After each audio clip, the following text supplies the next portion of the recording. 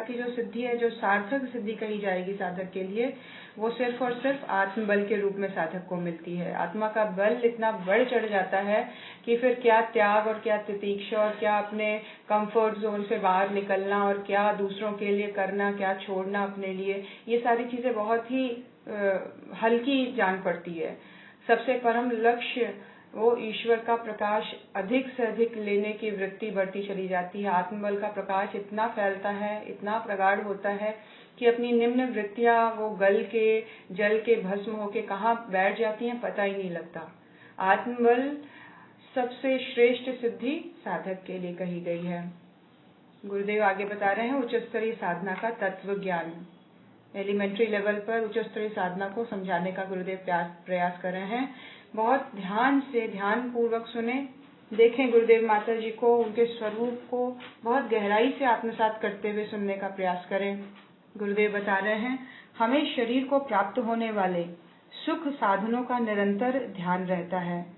उन्हीं प्रयत्नों में सारा समय लगता रहता है, पर जिस आत्मा का यह शरीर एक तुच्छ सा वाहन मात्र है, उसके कल्याण एवं सुख का तनिक भी ध्यान नहीं रखा जाता। यह कैसे दुख और आश्चर्य की बात है। क्या कह रहे हैं गुरुदेव?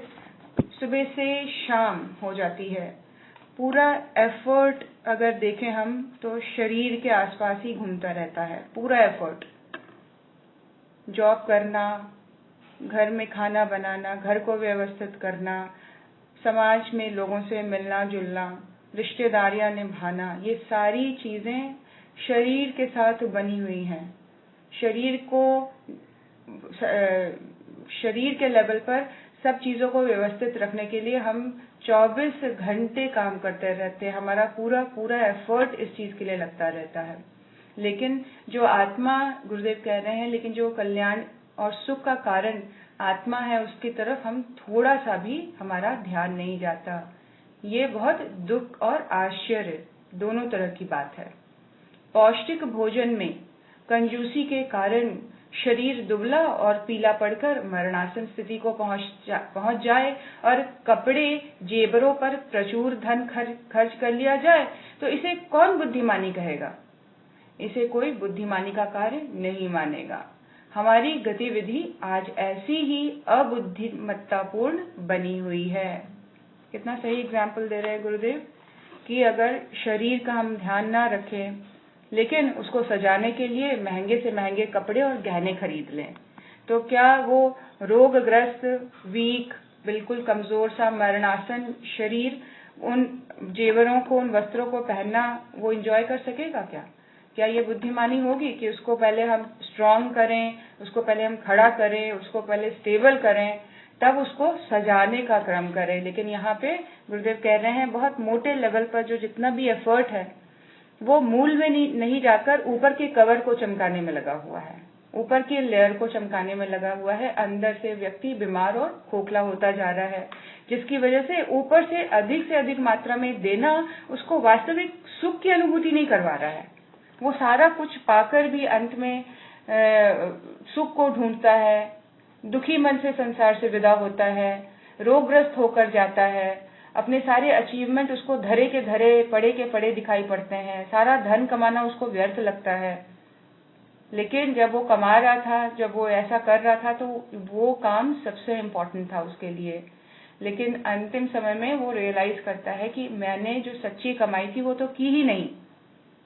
तो गुरुदेव उसको बोल रहे हैं पूरी तरह से यह अबुद्धिमत्तापूर्ण, मूर्खतापूर्ण कार्य है।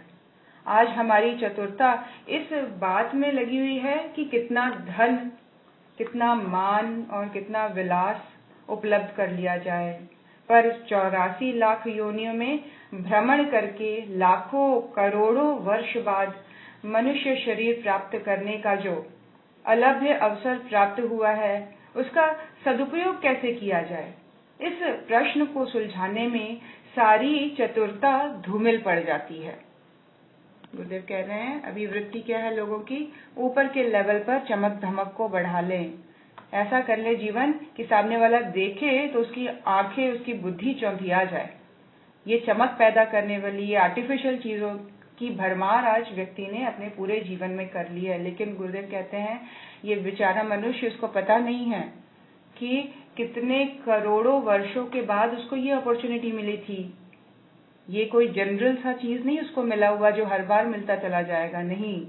ये एक अपॉर्चुनिटी है जो भगवान मनुष्य रूप में जीवात्मा को देता है। 84 लाख योनियों को क्रॉस करने के बाद, वो पूरी साइकिल जब क्रॉस होती है तब जाके उसको मनुष्य का शरीर मिलता है। ये अलभ्य अवसर है, गुरुदेव बता रहे हैं। इस अपॉर्चुनिटी को की गहनता बता रहे हैं गुरुदेव की गंभीरता से विचार किया जाए मनुष्य जीवन के बारे में।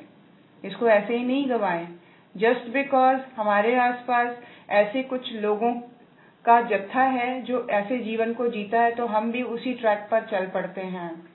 उनके साथ मिलजुल कर उन्हीं में घुलने मिलने के लिए हमारा स्तर उतना ही लेवल का बना रहता है। तो हम कहीं ना कहीं असावधान भी हैं और अज्ञानता के कारण अपने मनुष्य जीवन के इम्पोर्टेंस को नहीं जान पा रहे हैं। गुरुदेव यहाँ इम्पोर्टेंस पहले जता रहे हैं कि तुम जानो तो सही तुम किस शरीर में ट्रेवल कर रहे हो और इसमें पॉसिबिलिटीज कहाँ कहाँ तक पहुंच जाने की है। इसको समझो। खाने गवाने में पशुओं जैसा मत बिता दो। इसमें जो जखीरे हैं, इसमें जो खजाना है, उसको खोलो तो सही। उस खोलने के प्रयास के रूप में ही ये सारी चीजें उपलब्ध करवाई जा रही हैं तुम्हें। अब इतने बड़े गुरु, इतना बड़ा ज्ञान, इतना बड़ा लिटरेचर अगर हम लेकर सुनकर भी अनभिज्ञ रह जाएंगे तो वो व्यक्ति तो बेचारा ही है जिसको पता नहीं है, और जिनको ऐसे गुरु नहीं मिले वो उसके ऊपर इतना बड़ा कारण नहीं बनेगा जितना बड़ा कारण हमारे ऊपर बनेगा। सब कुछ जानते हुए, सब कुछ पाते हुए, सब कुछ होते हुए हमारा प्रयास गलत दिशा में रहा, या भटकने वाली असावधान वाली स्थिति को लेकर हम जीते चले गए। क्योंकि कभी खुशियों में, दंभ में हंसना हमें अच्छा लगा और कभी व्यर्थ की बातों में रोना धोना हमें अच्छा लगा। हमने उससे आगे बढ़ने के लिए ट्राई नहीं किया, हम उसी कीचड़ में बैठे रहे। देखा इतने बड़े गुरु को, उनका नाम भी सुना, कुछ शब्द कान में गए, हलचल हुई, लेकिन एफर्ट करने के नाम पर ठंडे पड़ गए।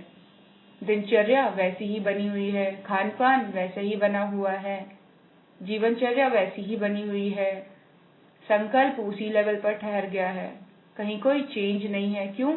आत्मा का बल नहीं है। आत्मा का बल होने के लिए गायत्री से जुड़ना ही पड़ेगा, तब वो बल मिलेगा कि व्यक्ति चल पड़ेगा। गुरुदेव यहाँ पे मनुष्य जीवन की इम्पोर्टेंस बता रहे हैं कि इसको जानो तो सही। जिस शरीर में तुम बैठे हो वो है क्या चीज? वो ऐसे ही अनायास नहीं प्राप्त हुआ है तुम्हें, तुम्हारे कई जन्मों के अच्छे एफर्ट से तुम्हें मिला है। बहुत सारे योनियों को क्रॉस करके आए हो तुम इसमें बैठने के लिए। ये इंस्ट्रूमेंट की पूरी उपयोगिता उठाओ, इसका पूरा तुम यूज करो। अब आईफोन, दूसरे सैमसंग फोन को छोड़कर आईफोन अगर ले और यूसेज में उसको उसी लेवल पे यूज करें जिस लेवल पर दूसरे छोटे फोन्स को यूज कर रहे थे, तो फायदा क्या आईफोन लेने का? आईफोन लेने का ये फायदा है कि आप उसकी मैनुअल को पूरी तरह से पढ़ें और उसके हर फीचर को यूज करें, तब जाके फायदा है। मनुष्य जीवन के मैनुअल को पढ़ें। गुरुदेव मैनुअल पढ़ा रहे हैं, क्या क्या पॉसिबिलिटी है, क्या क्या फीचर है तुम्हारे अंदर, जानो उसको। उससे तुम किससे कनेक्ट होके क्या क्या बातें कर सकते हो, जीवन को कहाँ किस डायमेंशन तक ले जा सकते हो, जानो तो सही। पहले मैनुअल तो ठीक से पढ़ो, तब जानोगे कि कौन से शरीर में आके बैठे हो।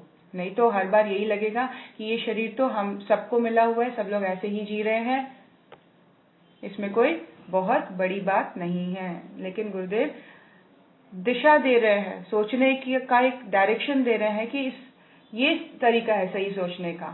शरीर के लेवल पर जितना प्रयास था कर लिया, अब जो मूल है जीवन का, आत्मा, उसके लेवल पर प्रयास शुरू करो। वो सारी चतुरता यहाँ समाप्त हो जाती है। लोगों की सोचने की शक्ति खत्म हो जाती है जब इस लेवल पर आके सोचने को कहा जाता है। उनकी सारी इंटेलिजेंसी खत्म हो जाती है, सोच नहीं पाते। क्रिएटिविटी सारी खत्म हो जाती है इस लेवल पर कि अच्छा ऐसा भी सोचना है, ऐसा भी सोचा जाता है क्या? हम बुद्धिमान हैं या मूर्ख हैं, इसका पता उस दिन लगता है जब जीव इस शरीर को छोड़कर आकाश में उड़ रहा होता है। देखिए गुरुदेव क्या बोल रहे हैं, किस दिन पता लगा? हाथ से जब चीज निकल गई, ये आसान है और ये कोई भी मूर्ख भी इस चीज को महसूस कर देता है। कोई चीज चली जाती है तो उसकी वैल्यू पता लगती है और इस चीज को एक्सपीरियंस करने के लिए बहुत बड़ा वो नहीं चाहिए, जज्बा नहीं चाहिए। जज्बा तब बड़ा होता है जब जीते जी, समय रहते, शरीर रहते, स्वास्थ्य रहते उसके इम्पोर्टेंस को हम मेंटेन करते हुए और बढ़ाते हुए जीवन को आगे बढ़ाते चले जाएं। स्वास्थ्य को पूरी तरह से खराब कर लिया, फिर हम लगे हुए हैं उसको वापस उठाने में। क्यों? तब जाके इम्पोर्टेंस पता लगी कि कैसा होता है लोगों के ऊपर डिपेंडेंट रहना, कैसा होता है कि हर एक चीज के लिए आप किसी न किसी को बुला रहे हैं, पुकार रहे हैं, स्वच्छंद नहीं जी पा रहे हैं, खा नहीं पा रहे हैं, पी नहीं पा रहे हैं, घूम नहीं पा रहे हैं। तब जाके पता लगा कि स्वास्थ्य का इम्पोर्टेंस होना कितना जरूरी है, स्वास्थ्य सही होना कितना जरूरी है। इसीलिए हम कितने बुद्धिमान या मूर्ख हैं इसका पता उस दिन लगता है जिस दिन हम शरीर को छोड़कर आकाश में स्थित हो जाते हैं। उसे आगे फिर 84 लाख योनियों में दुखदायक शरीर सामने उपस्थित दिखते हैं जिनमें उसे करोड़ों वर्ष पड़ा रहना पड़ेगा। तब कहीं फिर मनुष्य जन्म का यह अवसर आएगा जो अभी तुच्छ बातों में गवा दिया था। क्या कह रहे हैं? होश तब आता है। गुरुदेव कह रहे हैं जब शरीर छूटा और आत्म स्वरूप में आकाश में स्थित अब अपने कर्मों के अनुसार आगे का अपना फ्यूचर देख रहा है कि कैसे कर्म थे उसके अनुसार योनियों में फिर से घुसना पड़ेगा उसको, और कई हजार वर्षों के बाद उसको फिर से मनुष्य जीवन मिलेगा। इस तरह के कुछ कर्म कर दिए उसने कि उन निम्न योनि में जाकर उस आत्मा की वृत्ति को, उसके ऊपर चढ़े हुए लेयर्स की सफाई होगी, कालिमा की सफाई होगी, तब जाके फिर से मनुष्य जीवन मिलेगा। ये रियलाइज करता है, वो देखता है, तब वो समझता है अरे कितनी बड़ी अपॉर्चुनिटी मैंने गवा दी। तब कहीं मनुष्य जन्म का ये अवसर आएगा जो अभी तुच्छ बातों में गवा दिया मैंने। जीव को अपनी इस मूर्खता पर भारी पश्चाताप होता है कि यह सुर दुर्लभ मानव जीवन व्यर्थ ही नहीं गवा दिया, वरन शरीर के मोह में पड़कर अनेक दुष्कर्म कर लिए जिनके लिए नारकीय यंत्रणाएं चीरकाल तक सहनी पड़ेगी। पाप कर्मों के सुख क्षणिक थे पर उनका दंड तो दीर्घ काल तक सहना पड़ता है।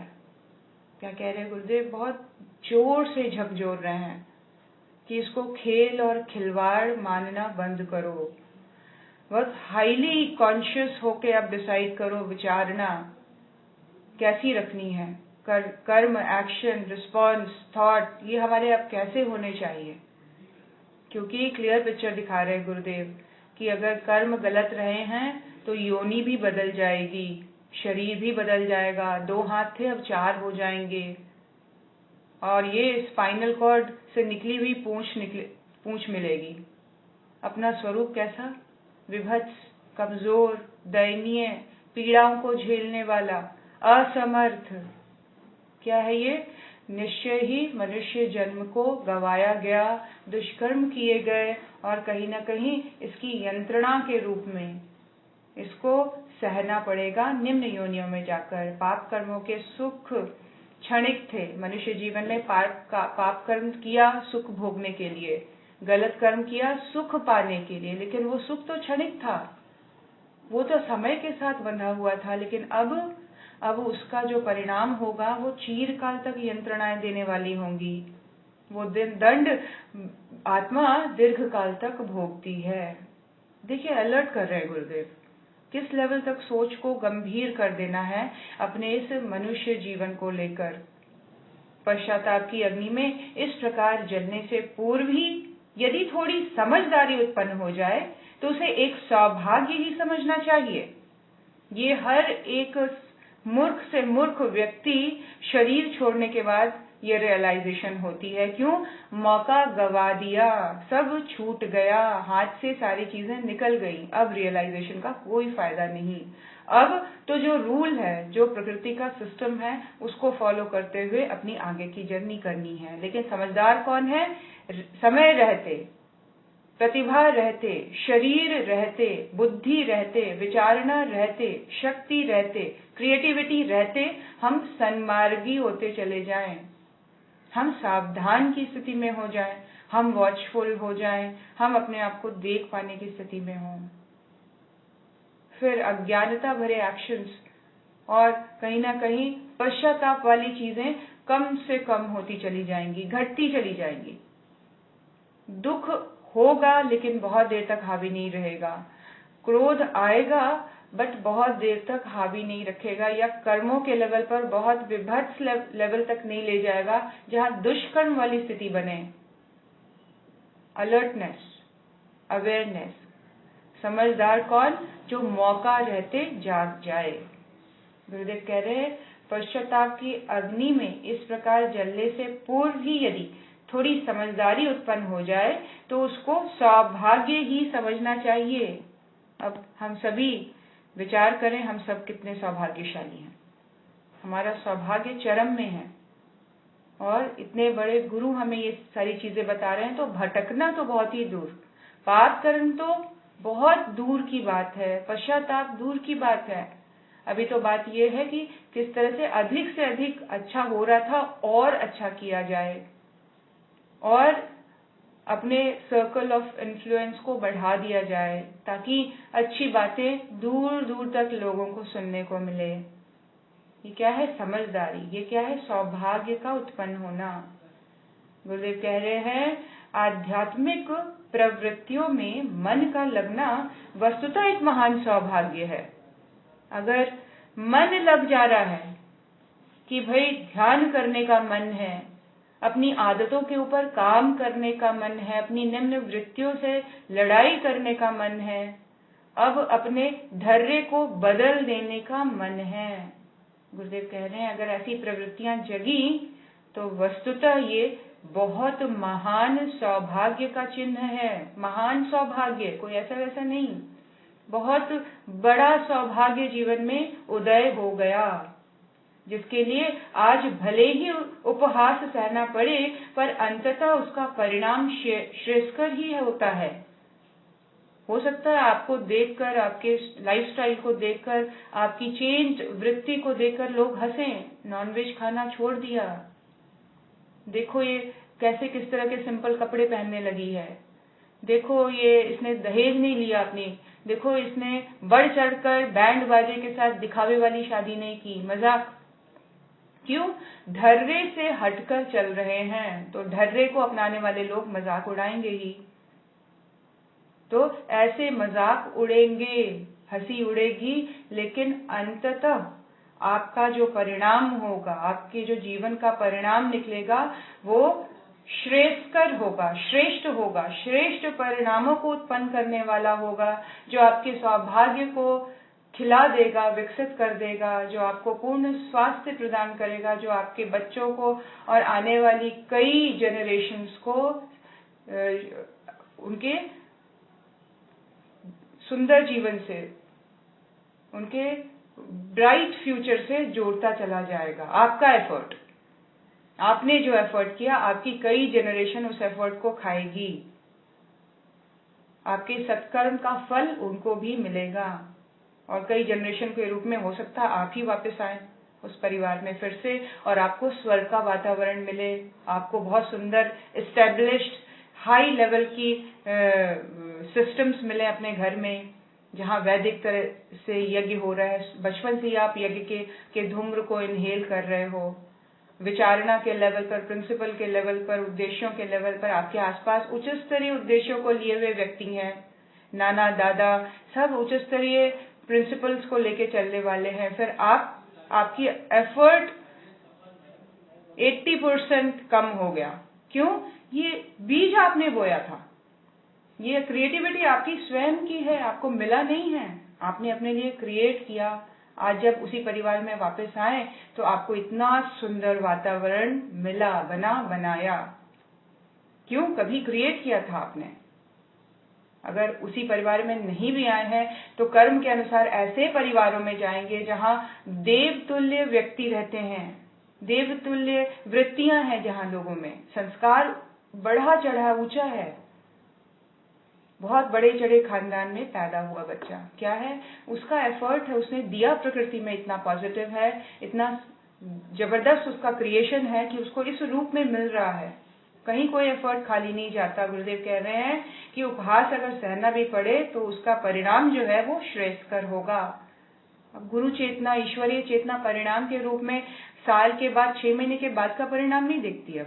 वो देखती है ये जो सोल जर्नी कर रही है इसका आगे फ्यूचर कैसा होना चाहिए। ये तो कई अगले जन्मों तक को देख लेती हैं, सेट कर देती हैं, आपके कई जनरेशन को वो सेट कर देती हैं। ये वैसी गुरु चेतना है। वो ईश्वरीय चेतना गुरु रूप में आकर हमारे हजारों आगे के जन्मों को सुधार देने, सुंदर बना देने के लिए आती है। इसीलिए कह रहे हैं कि अभी अगर मजाक उड़ता भी है, अगर आपका मजाक उड़ाया भी जाता है, क्यों? आप उन पार्टीबाजी करने वाले लोगों के साथ मैच नहीं कर रहे हैं, आप ड्रिंक नहीं कर पा रहे हैं, आप उनकी तरह अभद्र वस्त्र नहीं पहन रहे हैं। अब क्यों? गहराई में आ गई है आपकी समझ। आप उन बेकार के तकिया नूसी जो प्रथा चल पड़ी है उसको नहीं फॉलो कर रहे हैं। आप एक जागृत आत्मा के रूप में अपने आप को देख रहे हैं। 5-5 हजार रुपए लगाते हैं लोग नेल आर्ट करवाने में। मैं कहती हूँ भारतवर्ष में होकर अगर ये वृत्ति है तो कहीं ना कहीं शोचनीय स्थिति है।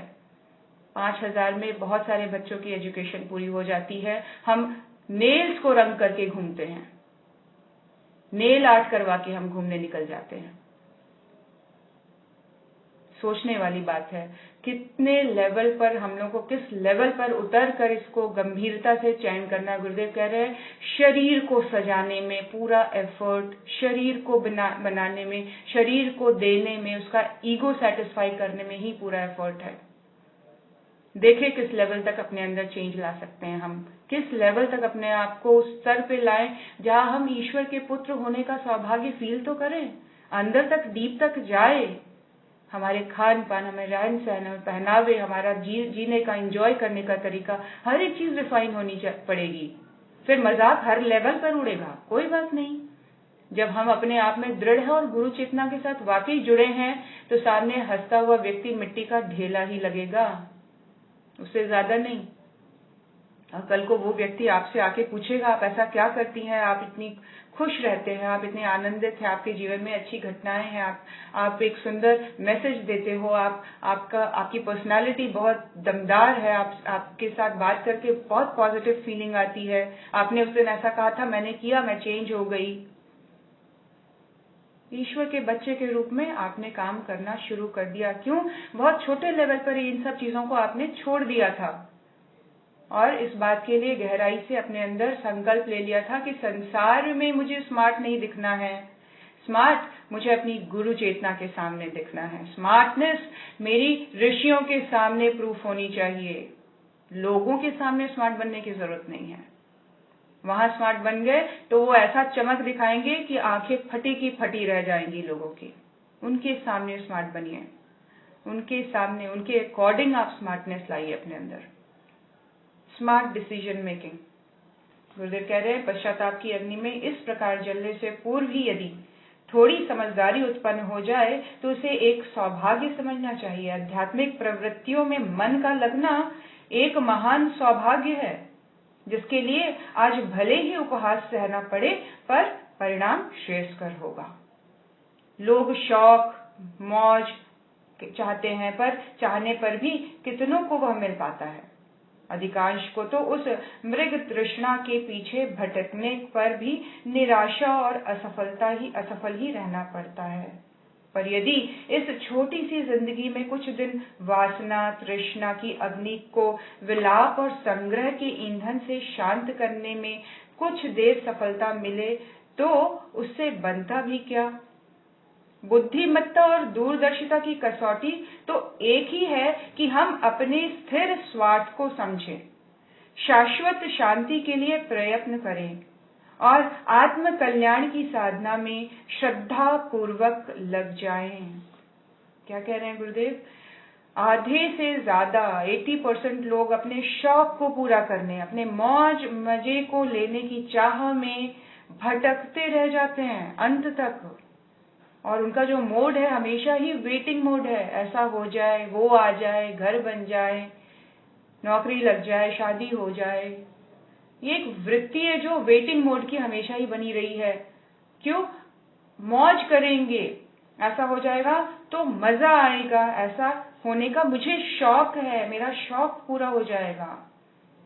गुरुदेव कह रहे हैं ये मृग तृष्णा में अधिकांश लोग भटकते, निराश और असफल होते देखे गए हैं। अधिक से अधिक लोगों को यहाँ निराशा मिलती है।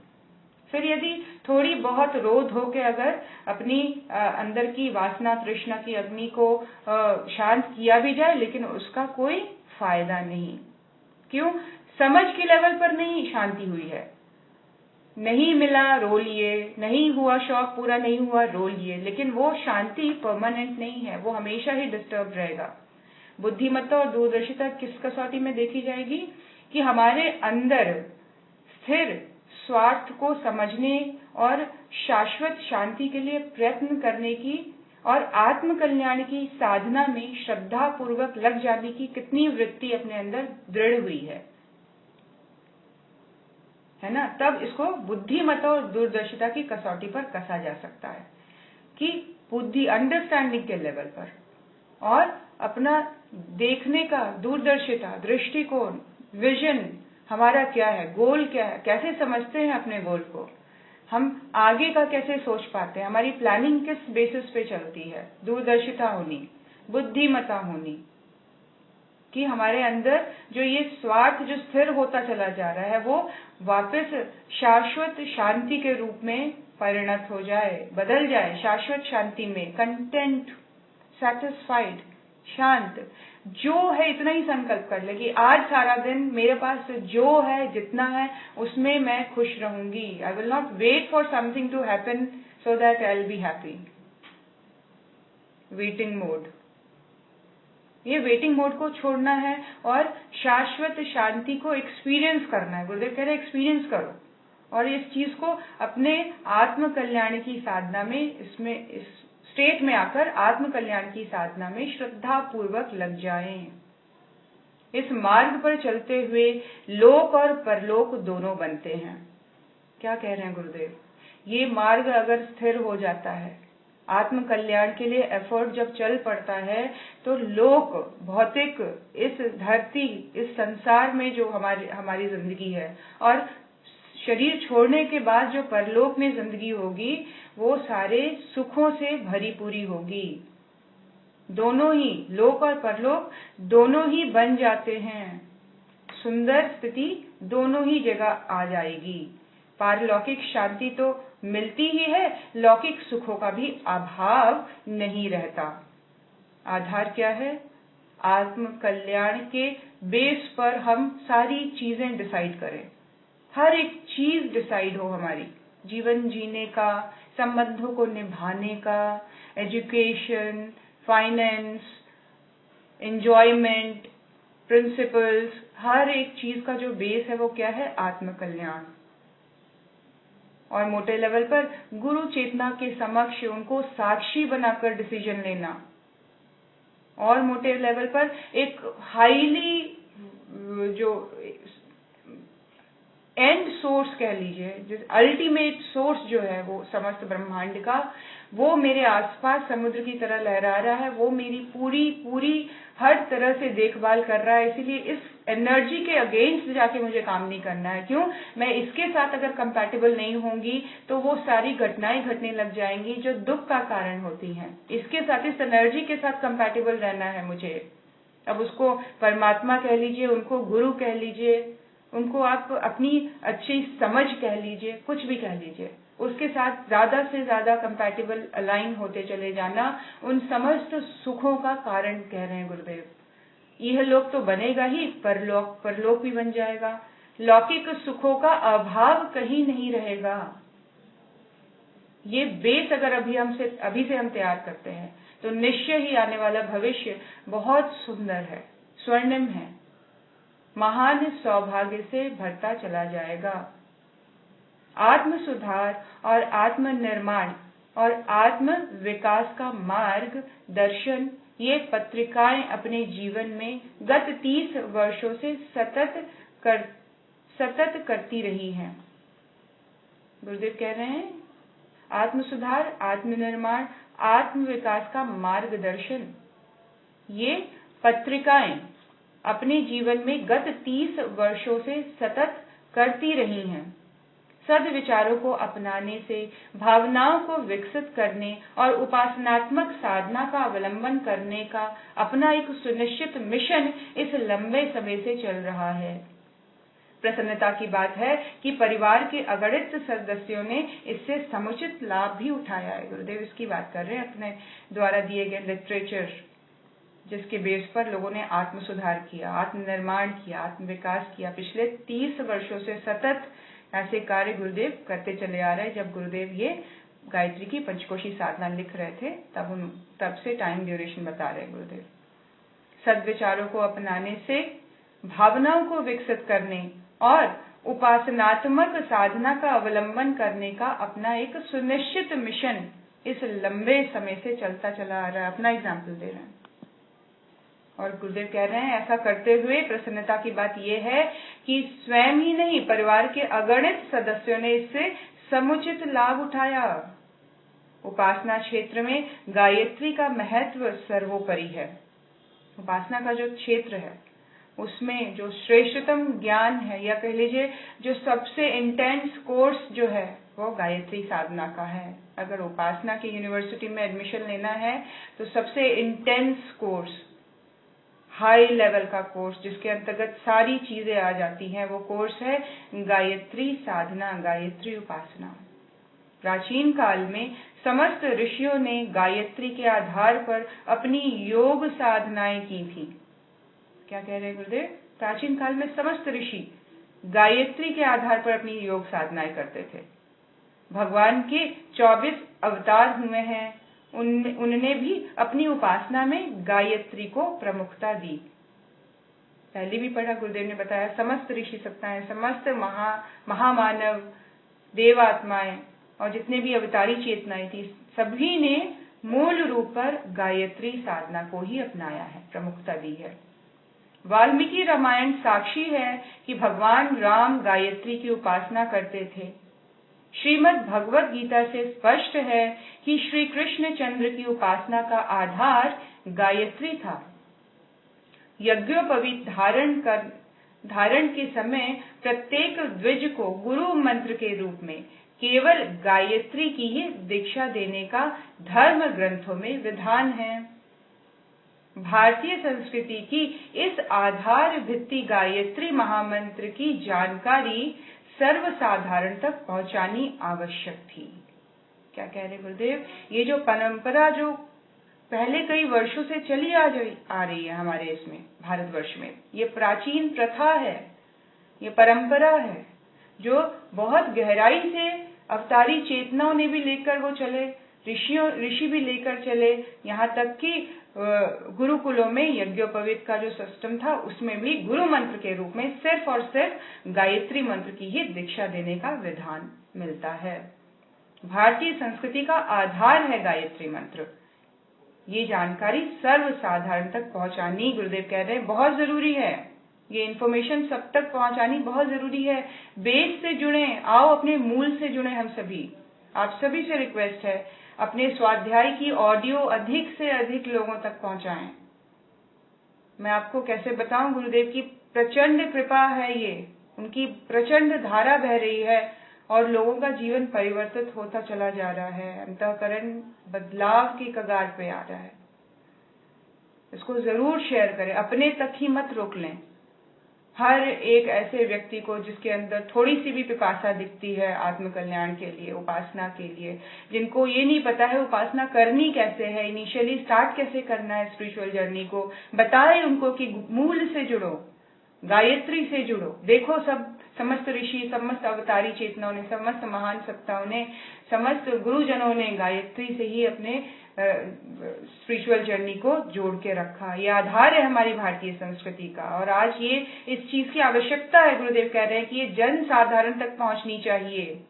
यहाँ तक कि क्रिश्चियन, मुस्लिम्स, ईसाई सब इस चीज को अपना रहे हैं, गायत्री मंत्र को। ये साइंस है, ये किसी धर्म से निकला हुआ नहीं है। ये बिल्कुल सूर्य की तरह सबके लिए अवेलेबल है।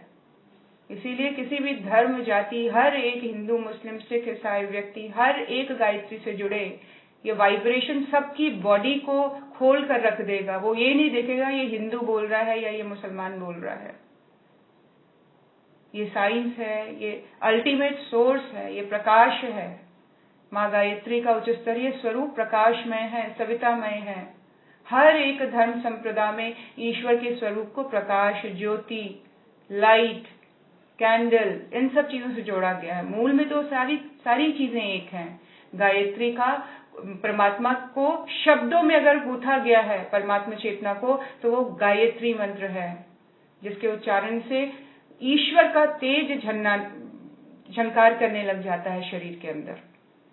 हर एक व्यक्ति को बोले, सबको बताए, इसका जप जरूर करें, इससे जोड़े अधिक से अधिक, किसी भी लेवल पर अपने बच्चों को, अपने नाती पोतों को, सबको जोड़ने का प्रयास करें। खेल खेल में समझाएं जरूर। सबसे बड़ा आप अगर गिफ्ट दे सकते हैं आज की जनरेशन को, किसी भी एज के, तो आप उनको गायत्री मंत्र से जोड़ें। माएँ अगर अपनी खुद साधना से जुड़ जाएंगी तो बड़े आराम से सबको जोड़ती चली जाएंगी। कंडीशन रहेगा, खाना तब मिलेगा जब एक माला गायत्री मंत्र का हो जाए। कंडीशन पता है कि ये सब कुछ दे देगा मेरे बच्चे को, इसके सारे भविष्य का निर्माण कर देगा ये बेस। इसीलिए इसको बिल्कुल एक बहुत इंपॉर्टेंट इंग्रेडिएंट के रूप में देना शुरू करें। जैसे हम विटामिन और मिनरल के लेवल पर शरीर का ध्यान रखते हैं, तत्व के लेवल पर जानने के लिए अध्यात्म को इसका होना बहुत जरूरी है। गायत्री को जन जन तक पहुंचाएं। महाभारत के बाद आए हुए अज्ञानांधकार युग में जो नाना मतांतर और संप्रदाय बरसाती मेढकों की तरह उपज खड़े थे, उनने उपासना के मूल आधार को हटाकर अपना अपना ही सिक्का जमा लिया था और गायत्री को शाप लगी हुई थी। क्या कह रहे हैं गुरुदेव कि जब अंधकार युग आया महाभारत के बाद, तो हर तरह के संप्रदाय के लोगों ने बरसाती मेढकों की तरह उपज गए।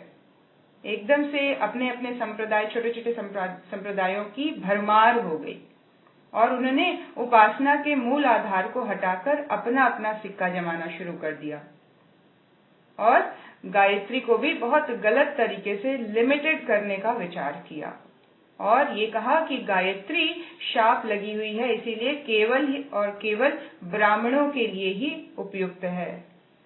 गुपचुप कान में कहने की, सतयुग में जपने की आदि आशंका एवं उपेक्षा पैदा करने वाली बातें कहकर एक प्रकार से बहिष्कृत कर दिया गया। बहुत प्लान्ड वे में गायत्री को भारतीयों के जीवन से हटाने का ये उपक्रम चल पड़ा था कि इनके मूल में जो इनके पास चीजें हैं, जो ये भारतवर्ष था उस वक्त, उसका जो मूल आधार था वो गायत्री उपासना थी। इसीलिए इसको हटाने के प्रयास में कई सारे धर्म संप्रदाय बने और उन्होंने गायत्री को गायत्री को सिर्फ ब्राह्मणों के लिए, गायत्री को सिर्फ सतयुग में जपने वाला, गायत्री को नारियों के लिए नहीं बोलने वाला, ऐसा कहकर उसको उपेक्षा करने की, उसको बहिष्कार करने का पूरा प्रयास किया गया ताकि ये लिमिटेड होता चला जाए, खत्म होता चला जाए इसकी एग्जिस्टेंस। प्रसन्नता की बात है कि भ्रम का वह अंधकार अब हट गया है। वो भ्रम वाली जो स्थिति थी, इनिशियली गुरुदेव को भी बहुत चैलेंजेस देने पड़े। मथुरा के ब्राह्मण खड़े हो गए थे, ये ब्राह्मणों को जपने वाली चीज आप ऐसे फ्री में कैसे बांट रहे हैं बाकी धर्म संप्रदाय के लोगों में। उनके साथ तर्क हुए, शास्त्रार्थ हुए और जब अपना मुंह का खाया उन्होंने, तब जाके मुंह बंद करके बैठे। गुरुदेव के सामने किसको खड़े होने की औकात थी? गायत्री के सबसे बड़े साधक के रूप में आज इनकी समस्त विश्व में गाथा है। जो भी गायत्री से साधना से जुड़ा है, इनको खड़े होकर, उत्तर दिशा में खड़े होकर इनको नमन करते हैं। गुरुदेव को कहते हैं, पंडित श्री राम शर्मा आचार्य को नमन है। गायत्री के इस कलयुग में अगर कोई साधक हुआ है, सच्चा साधक, तो सिर्फ और सिर्फ पंडित श्री राम शर्मा आचार्य हुए हैं। सही मायने में उन्होंने ही गायत्री को साधा है अपने जीवन में। अब अपने सौभाग्य को सराहें, जाने अपने गुरु को, जाने जो क्या ज्ञान देके जा रहे हैं, आत्मसात करे, ज्यादा से ज्यादा ग्रहण करे। इतनी उच्च स्तरीय चेतना हमारे जीवन में जुड़ी है जिसका कोई कंपैरिजन नहीं, कोई मुकाबला नहीं, संसार क्या, तीनों लोकों में उनके सामने खड़े होने वाला कोई नहीं है। अल्टीमेट सोर्स का जो स्वरूप है परम पूज्य गुरुदेव परम वंदनीय माता जी, आज हमारे समक्ष बैठ के हमें पढ़ा रहे हैं, समझा रहे हैं, हमें वात्सल्य दे रहे हैं, हमें मुस्कुरा के आशीर्वाद दे रहे हैं। आइए अपने अंदर की श्रद्धा को बढ़ाएं, जगाएं, जीवंत करते हुए उनके चरणों में नमन करें। ओम नमोऽस्त्वनन्ताय सहस्रमूर्तये सहस्रपादाक्षिशिरोरुवाहवे सहस्रनाम्ने पुरुषाय शाश्वते सहस्रकोटियुगधारिणे नमः। सहस्रकोटियुगधारिणे नमः। ओम श्री गुरुदेवाय नमः।